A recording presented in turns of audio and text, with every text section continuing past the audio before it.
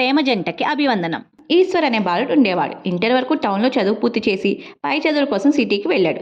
తల్లిదండ్రులు ఇచ్చిన డబ్బులు కాలేజ్ ఫీజుకి, రూమ్ రెంట్కి సరిపోయేవి. ఈశ్వర్ కాలేజ్ తర్వాత పార్ట్ టైం జాబ్ జాయిన్ అయ్యి వచ్చిన డబ్బులతో తన భోజనం ఖర్చులు సరిపోగా మిగిలిన డబ్బును కంప్యూటర్ వర్క్ నేర్చుకోవడానికి దాచుకునేవాడు. అలా కొన్ని రోజులు గడిచాయి. కాలేజ్ క్యాంపస్లోనే జాబ్ సెలెక్ట్ అవ్వడం వల్ల ఢిల్లీలో జాబ్ వచ్చింది.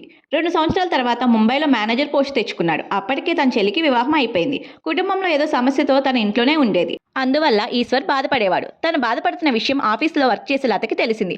ఆఫీస్ అయిపోయిన తర్వాత ఈశ్వర్ మరియు ఆఫీస్ కొలీగ్స్ అందరూ సరదాగా ఉండేవారు. కొన్ని రోజుల నుంచి ఈశ్వర్ డల్గా ఉండటంతో లత ఈశ్వర్కి ధైర్యం చెప్పేది.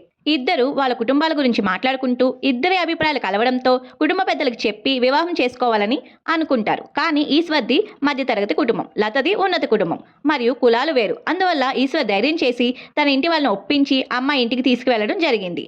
కానీ వాళ్ళు అనుకున్నదేమీ జరగలేదు.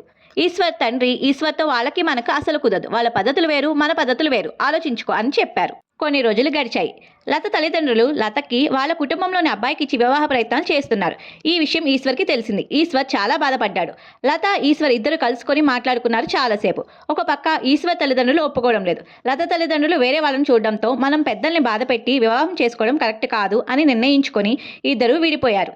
ఈశ్వర్ కూడా అక్కడ ఉంటే మంచిది కాదు అని తన స్నేహితుని కంపెనీలో జాబ్ జాయిన్ అయ్యాడు. ఈ కాలంలో పెద్దల మాట విని విడిపోయిన ప్రేమ జంటకి అభివందనం తెలియచేద్దాం గైస్.